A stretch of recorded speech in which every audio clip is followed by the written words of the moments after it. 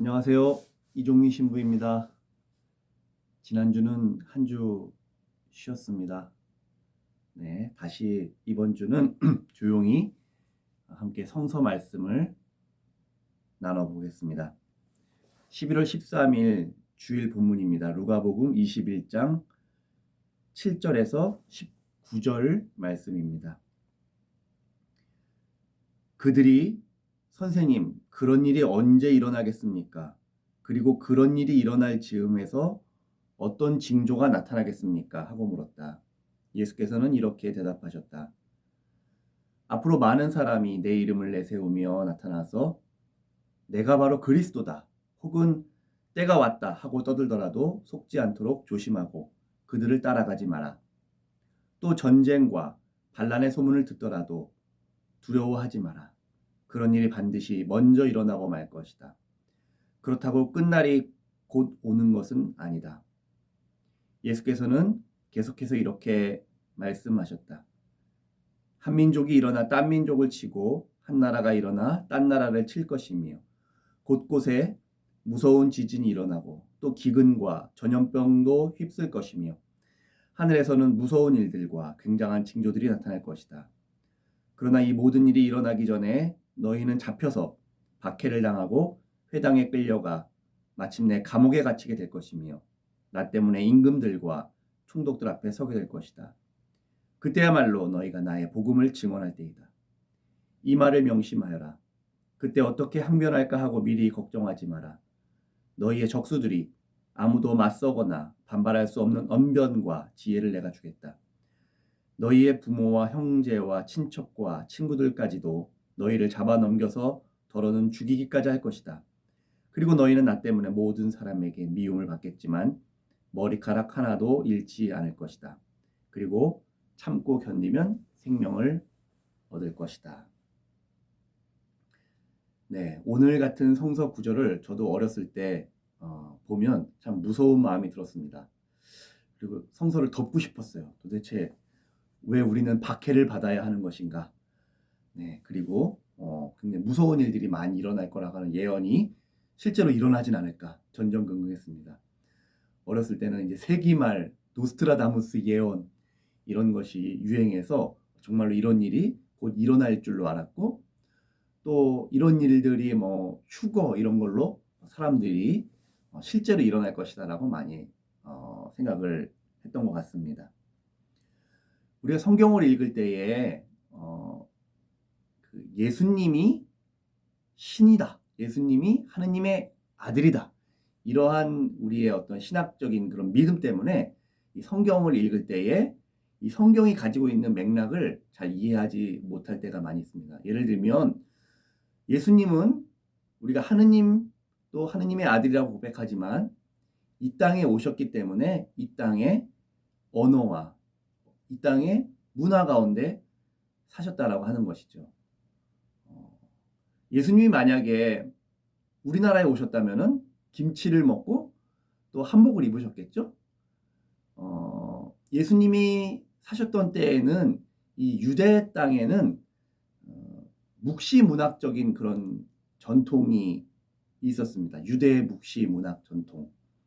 그러니까 그 사람들은 때가 되면 정말 그리스도 메시아가 나타나고 이 세상의 모든 혼란과 어둠과 또 그런 전쟁 이런 것들에서 승리할 것이다 라고 하는 그런 믿음이 있었던 거죠.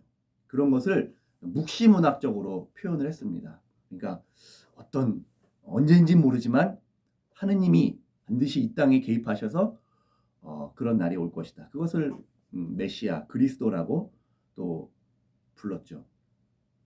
이 유대 묵시 문학적인 전통을 이해하지 않고 이 성경 구절을 읽으면 정말 이게 뭐 무슨 예언서처럼 그렇게 느껴지게 됩니다.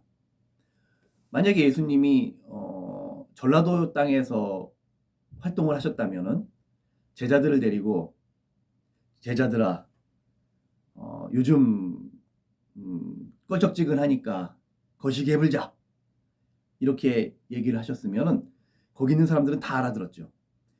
그런데 만약에 이제 서양 신학자들이 이 말의 뜻을 알아보려고 신학적으로 분석을 하고 뭐 이렇게 해도 사실은 잘 어려운 거죠. 우리가 예수님이 사셨던 이 유대 땅의 언어와 또 역사와 이런 문화를 이해하지 않고서 이 성경을 읽으면 역시 이해하기 어려운 구절이 많이 있습니다. 그러나 오늘 우리가 그러면 이 말씀을 듣고 예수님께서 어떠한 메시지를 주시는지, 이것이 우리에게 지금 2000년 뒤에 시대를 살고 있는 우리 삶에 어떤 의미가 있는지를 깊이 묵상하고 성찰하는 것이 어떤 우리 신앙의 가장 핵심적인 일이 아닐까 생각을 합니다. 이것이 도대체 무슨 의미가 있을까? 예수님이 2000년 전에 유대 땅에서 이야기를 하셨지만 사실은 또 가만히 읽어보면 지금 우리의 모습과 또 인류가 계속해서 겪고 있는 그런 모습과 크게 다르지 않습니다. 전쟁이 일어나고 또 자연재해도 일어나고 굉장히 끔찍한 일들이 많이 일어나는 가운데 우리가 희망을 어디서 찾을 것인가 라고 하는 그런 질문을 갖고 있는 거죠. 제가 가장 최근에 봤던 뉴스 중에서 쇼킹했던 것은 그 미국에 총기 난사가 많이 일어나잖아요. 정말 끔찍합니다. 아이들을 향한 총기 난사도 많이 일어나고. 그런데 그 총기 난사를 사건 속에서 아이들이 호신용으로 여자 아이들에게 분홍색 총을 파는 그런 광고를 봤어요. 이걸 보고서 사람이 정말 제정신인가? 이런 생각이 들었습니다. 이 총기 난사를 어떻게 막을 건지를 정말 공동체가 숙고하지 못하고 분홍색 총을 판다? 그것을 사서 자기를 방어한다? 이게 어떻게 해결책이 되겠습니까? 지금 우리들이 겪고 있는 정말 말도 안 되는 일들, 또 아픔들, 고통들, 정말 인간이 과연 얼마나 나약하고 또 잔인하고 정말 무지한가, 이런 세대 속에서 그러면 우리는 어떻게 할 것인가? 그러나 예수님께서 오늘 우리들에게 하는 말씀은 두려움의 말씀이 아니라 결국 우리들에게 희망을 주시고자 하는 말씀인 것 같습니다. 지금 이 시대가 겪고 있는 가장 큰 화두 중에 하나는 기후 위기죠. 그런데 이 기후 위기를 해결하는 가운데 또 많은 사람들이 기후 우울증을 앓는다 그래요. 정말 인간은 이제 끝나는구나. 그냥 되는 대로 살자. 정말 그렇게 생각을 한다라고 합니다. 저도 정말 뭐 미세먼지라던가 또 기후 위기라던가 이런 걸 보면 정말 우울한 마음이 들죠. 그러나 그때가말로 우리가 복음을 증언할 때라고 주님께서 말씀하시는 것은 무엇일까? 정말 이것은 또 어떻게 보면 우리가 인간이 한 번 더 성숙하고 한 번 더 깨닫고 한 번 더 우리 공동체를 생각할 수 있는 그런 시간이 아닌가. 이 기후 위기가 우울한 시간이 아니라 정말 인간이 한 번 더 깨닫고 우리가 서로를 돌보고 우리가 깊게 연결되어 있고 우리가 정말 하나의 생명 공동체라고 하는 것을 깨닫는 그런 귀한 시간이 아닌가 그런 생각을 해봅니다.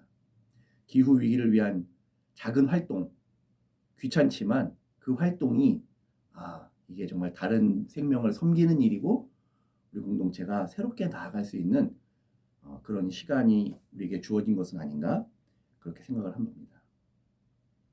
그때에 주님께서 우리에게 성령을 주시고 정말 두려워하지 말고 참고 견디면 생명을 얻을 것이다. 이런 말씀을 주십니다. 신앙은 결국 위기 때 빛을 발하게 되는 거죠. 우리가 오늘 주님께서 하신 그런 두려운 말씀 가운데 우리에게 주시는 희망, 정말 우리 한 생명 한 생명이 얼마나 귀한 존재이고 우리가 그동안 추구했던 헛된 가치들로 인해서 우리가 인간이 이렇게 죽게 생겼으니 정말 새로운 생명의 길로 나아가자라고 하는 지금이 어떻게 보면 기회이고 또 감사할 수 있는 그런 시간인 것 같습니다. 너무 우울해하지 마시고 새로운 희망의 삶을 함께 살아나갔으면 좋겠습니다. 네, 감사합니다.